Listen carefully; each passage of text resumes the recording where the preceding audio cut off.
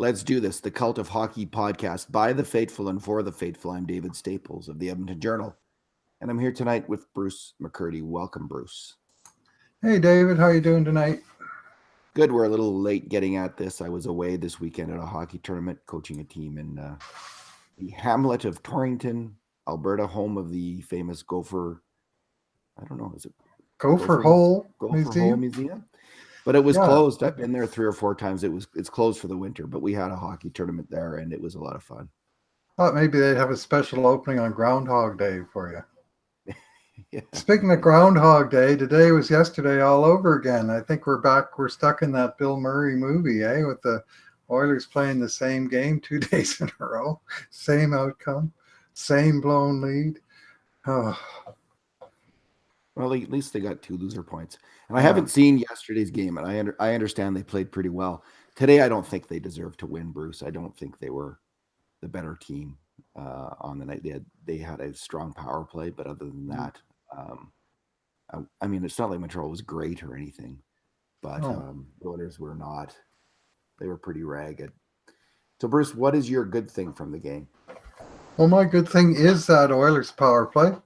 That scored 2 of the 3 goals and basically scored the third one because it was actually scored just 2 seconds after Max Domi, the game's first star, emerged from the penalty box for one of his 2 bad penalties in the game. And the other 2 were scored on the power play proper. Now, I will have to say the power play, it had a struggling start to almost each and every power play because they couldn't win a damn face-off to save their souls. This is a huge pet peeve of mine. And Montreal's first 2 power plays, they win the draw, and by about the 42nd mark of the power play, they've already peppered 2 or 3 good shots on net. And the Oilers, by the 42nd mark, they may be gaining the zone again after chasing the puck down to their own end from losing the face-off. But once they got in there, they were fine, and especially as the game went along, they got 2 very nice power play goals in the middle frame, and basically they scored their goals the same way they scored their goals yesterday, even though those were even strength goals. But they did the same thing. They went hard to the net, and they got the puck to the net front, and they battled, and they won some battles, and they pumped some pucks home. Who knew that you could play successful hockey doing that? I never heard of that approach before. Did you? We talk about it every game, before every game, between every period, and it is where the goals are scored in every level of hockey is in front of the net. Greasy goals, from the dirty areas. Every coach loves them. Yeah, the coaches love them most of all. I think. I mean, I think the players love the spectacular dangles and goals, but the coaches just love those greasy goals because that's how hockey games are won and lost. And the Oilers power play, they have 2 fantastic kind of half-court players, I think is how I would describe them, in Nugent Hopkins and Draisaitl. Just very good, controlling the puck, making the right pass, very smart players. And McDavid, of course, is a hugely dynamic hockey player. So you add him to the mix. And Nurse is putting up a fair number of points. I don't particularly love him. I don't particularly love how the power play on the Oilers, Bruce, every time they get a pass, they dust off the puck.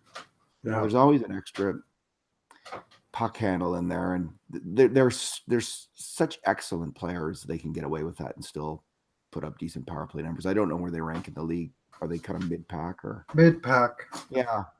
So I kind of wonder if with more of a just first touch passing kind of power play, kind of Montreal exhibited on their first goal, how they might be, but nonetheless, incredible talent. And they're able to execute because of that tremendous ability, and good for them. Draisaitl. My good thing is Draisaitl, Bruce. I thought he was strong in the game. He was made a major contribution to 8 grade A scoring chances, which is phenomenal. How many did the Oilers have as a team? 10? Yeah. And he was in on 8 of them. I believe he was. So good for Leon Draisaitl. I always have liked him on his own line, and I understand the temptation to put him with McDavid. It's interesting. So Hitchcock went away. He had that long break, and he talked to all these people, and he came back with these new line combinations with the 3 centers, and that really worked for a time for McClellan last year. Yes, and I like it. I think it's probably the right idea. that said, They're about 5 wingers short of having 3 good lines, eh? like I don't have any good answers, Bruce. I don't like my bad thing is the line combinations, and I can't particularly. I guess what I'd like to see is Nugent Hopkins, Kara, and Puljujarvi were a good line, and I never saw any evidence of why they should be broken up. They just were when I think Kyra got a suspension. Yes. Kyra got a suspension, and they've never been put back together for more than a shift or two. Yeah, put those guys back together. Puljujarvi, to me, he's looking like he's ready to play, and put him. I almost listen. There's a huge cohort of Finnish fans out there who are weeping about what's going on with Puljujarvi in Edmonton, and when they saw him going out there with Kyle Brodziak and Brad Malone, come on, that is ridiculous. It's almost as ridiculous. I mean, how many times do we have to see Milan Lucic with Connor McDavid last year to realize that ain't a great thing? Now, Lucic had a better game, I thought, tonight. He was all right. Yeah. He was okay, but come on. That's another one. Just no, don't do that. I don't know who's giving him, who is telling him to do that? Gary Dornhofer? Like, who's telling you play McDavid and Lucic together? Why are you doing that? We watched that. How many games? 50 last year, 40? Yeah. And it didn't work. It doesn't work particularly well. I like Tyrati with McDavid. I don't know who else you're going to put there. That's the problem. Toby Reeder. Yeah, I mean, you're talking about Leon being in on 8 scoring chances. That doesn't include the 4 times he set up Toby Reeder and never got a shot away, so it wouldn't have counted as a chance. 4 times. He had a breakaway, and 3 times he had the puck right in the low slot, right on the edge of the crease, and all he had to do was basically hit the puck with his stick, and it would have at least been a shot on net, if not a goal. And he whiffed it every time, or he shoveled one wide and through the crease. He's like a P player playing bad. He's turning his stick into sawdust, man, or whatever it is that happens to the composite when you put it under extreme pressure. Joe Gambardella on the farm team is ripping it up in the AHL right now. Mm-hmm. He hustles. He's scoring down there. Give him a shot call him up and send Reeder down. I mean, it's not going to happen. It's not happening with Toby Reeder this year. Well, yesterday he was legitimately absolutely robbed on a fantastic save by Carter Hart. Okay. One of the saves of the game, and it was just like I was saying to my wife, he's just never going to score, because he didn't even do anything wrong that time. He just, the goalie made a phenomenal second save off of him. But today, he just couldn't. He got in the right places, and then he just couldn't do anything with it. Kind of hurts to see these lines, It does. I'm rooting for Toby Reeder, honestly, but who would have dreamed? He's had 12 plus goals 4 years in a row. They have 0 goals in February as an Oiler. I don't know what they're going to do, Bruce. Like they just don't have the wingers. They don't have the wingers, and they don't have the D. They don't have the team, and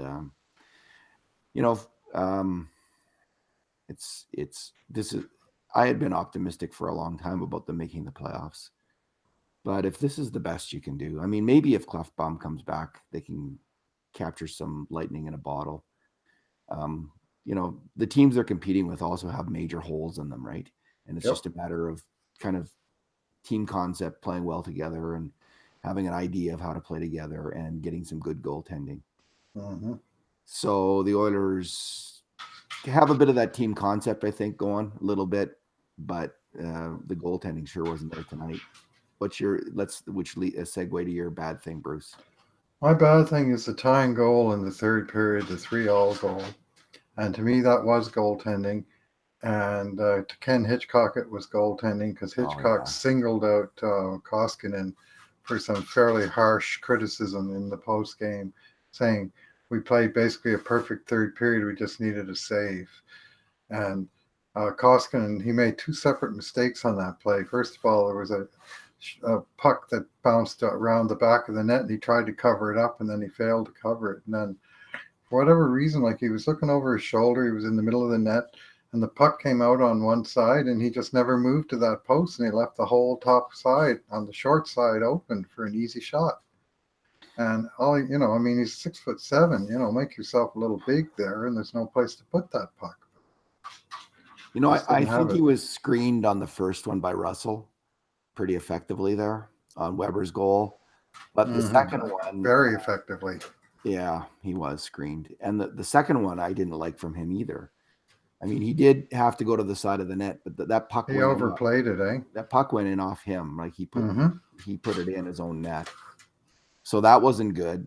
And the winning goal was not good at all. He needed to smother that puck. First of all, he was a little bit slow. Oh, you got a alien creature trying to come in here. My 17-year-old dog.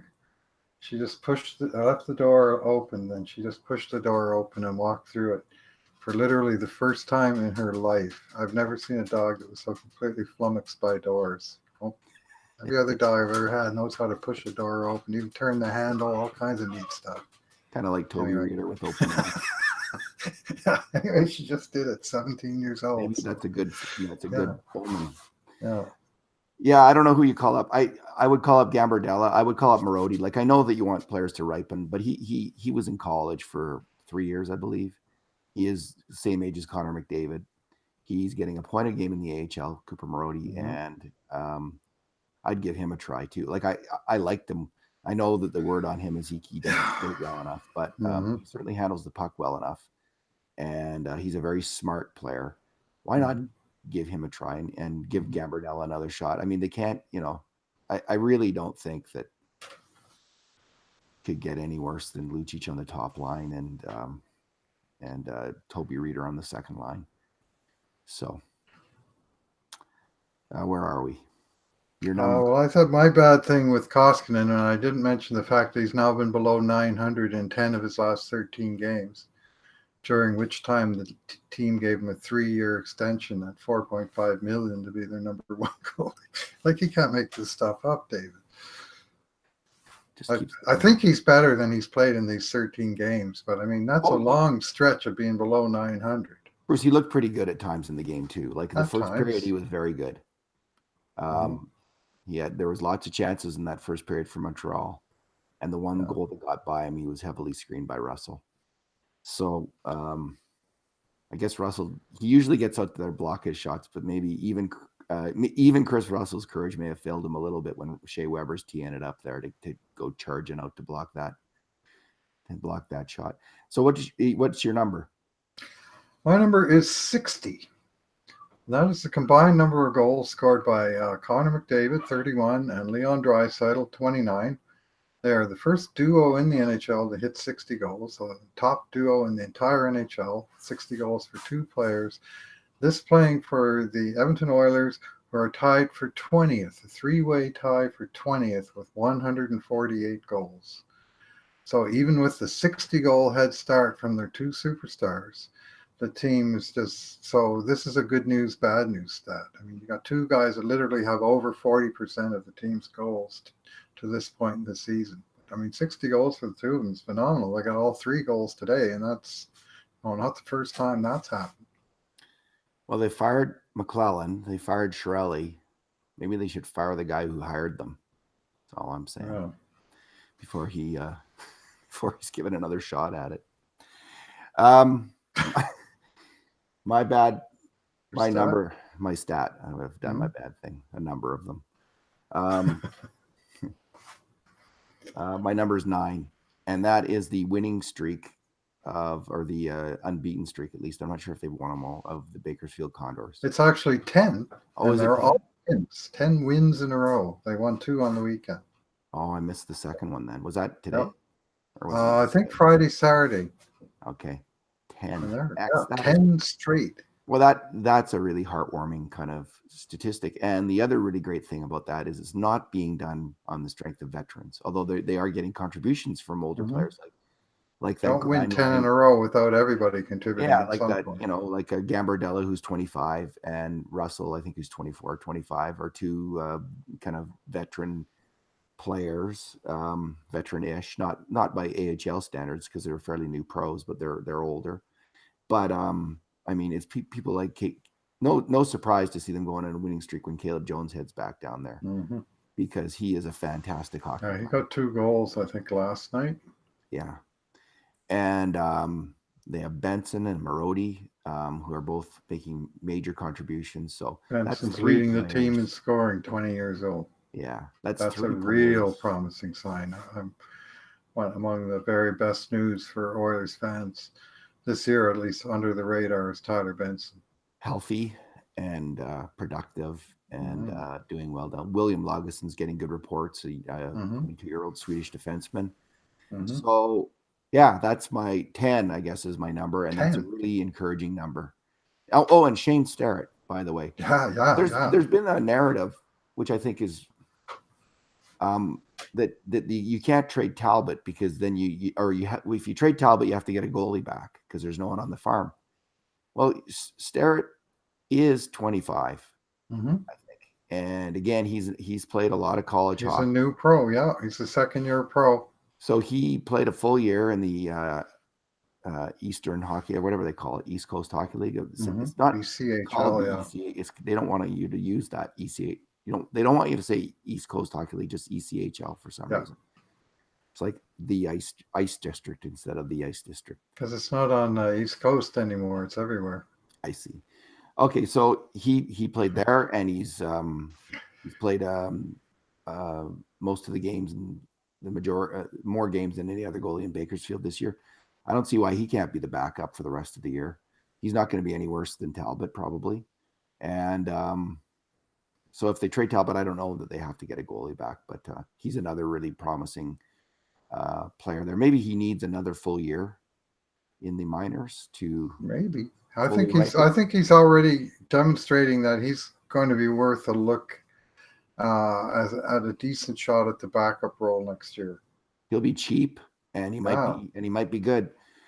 So yeah, there's a lot of players there that could help the Oilers, and maybe sooner than later. And we'll see if the Oilers drop out of this playoff race, which I'm kind of now expecting. Maybe we'll see some of these younger players, and they can. The next few games will tell the tale fully, but they could move out a number of players. Fingers crossed on a few of them at the trade deadline. I mean, we could see Cassian go. We could see Benning go. We'll see Manning go. Probably not. Reeder.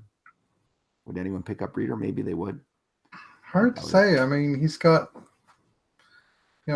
still got some pedigree. It's just obviously snake bitten beyond belief, and he's got some use as a player in terms of penalty killing and 14th forward. I mean, the Oilers. That's the thing. Like they traded Strome, and man. Yeah. Well, Strome. I mean, here's another situation for Strome today. Okay, we're in the overtime. They've gone through a shift with McDavid, Draisaitl, and Nurse. So now they got the second shift, and who are they going to put out there? Well, Nuge, obviously. So who else are they going to put out there? Well, our defensemen, we got a choice between Russell, Larson, Manning, Benning, and then you've got Gravel, right? I mean, so they chose Russell. And then who are you going to put out as a second forward? Well, yesterday they put out Ratty, and he got burned on the winning goal. So today they put out Chiasson because the faceoff was on the right circle. They let Chiasson take the draw. He lost it. Puck went down the ice and in the net. Who might be taking that? You know who might be taking that draw on the right circle? Who's an actual right shot centerman who can frickin' skate? Is Ryan Strome. Instead, they got real slow guy out there, and anyway, that Strome trade was one of there's 3 or 4 this year that are just inexplicable, and that's one of them. I mean, they could really use that guy just because he is a jack of all trades. PK, yeah, the PK. I mean, yesterday when the PK got torched for 4 goals, I didn't see Ryan Spooner out there killing any of those penalties off. Yeah, when Chiasson got put out there, the second I saw that, I knew what was going to happen, and as soon as I thought, oh, it's like when McClellan played Lucic. Here we go. You cannot play people. You cannot play guys who are okay 5-on-5 but can't skate very well. On 3-on-3, it is a terrible. It is a terrible idea. It is a terrible, and that was a terrible mistake. Hitchcock wants to blame anybody for the game. Blame himself. And you know what? Chiasson, in theory, I have him down as partly responsible for that goal. Mm-hmm. He was Besides losing he a was face so off. slow on the back check. They just Mm-hmm. pulled away from him up the ice. Drouin cuts back into the middle of the ice. And there's no one And if there. you have a fast backtracking forward, instead of some there who's like a half second too late, you might catch that guy. Mm-hmm. He might not have that move available to him. But no, Chason was a little bit slow. And I'm not blaming Chason. He was hustling back as hard as he can skate, but I'm blaming the coach. So don't have those slow. I don't know. I'm blaming the GM. I guess, yeah, blame the GM. Training Strome. Who could you put out there? Strome. Cassian? He's Cassian. Well, that was the problem. I mean, some people were saying, what's Russell doing out there? They should go with 3 forwards. And I'm going, yeah, Nuge and what other 2 guys? It's hard enough finding one guy. I guess they can't play Puljujärvi because they don't want to add to his 3 minutes of ice time in the game. But yeah. Anyway, I don't you run out of choices pretty fast because, as you say, Reader can skate. You need to be able to skate to play in overtime, and the Oilers have got about 5 forwards and 2 defensemen that can skate right now. Reader can skate. They could have played him. Like, I know he's not going to score, but he's at least okay defensively. They could have gone with Ratty. I mean, Ratty can skate. Well, they did that yesterday, and he got torched. Well, he, among others, including McDavid, got torched. On the winner. Yeah. Yeah, anyway. You'll see. You haven't watched that game yet, but I gotta watch. Guy grabbed his stick and got away with it, but don't even get me started on the referee. Sorry, you did. Those 2 penalties Draisaitl took today, absolute criminal calls, both of them. Absolutely, brutal. One for just standing his ground when the guy stood up to him and just bouncing him, and he gets an interference penalty. And then he gets tripped while breaking away 2-on-1 with Draisaitl, and the ref calls him for what kind of an idiot would dive on a 2-on-1? I mean, it would be the stupidest play Draisaitl could make, would be to dive. Obviously, he didn't deliberately dive. I mean, get a ref with a clue out there. I mean, don't they understand the sport? Just terrible. Just an awful, awful call. I was just really beside myself when they called that one. And even the color commentator, who was that? The analyst? Gary Galley, Habs fan. He even thought that was a terrible call. Yeah, and he made the same point you did. Like, he's on a 2-on-1. You really think he's going to dive? I mean, give your head. And he's on a 2-on-1 with McDavid. Yeah, no kidding. Yeah, let's dive so we can get a 5-on-4. No, how about we get a 2-on-1 with me and Connor? I think that's what we want first. Yeah. Let's leave it there, Bruce. Thanks for talking. I'm still mad 9 hours later about that call. Anyway, yes, let's leave it there. Thanks for listening, everyone. And in the meantime and in between times, this has been another edition of the Cult of Hockey podcast.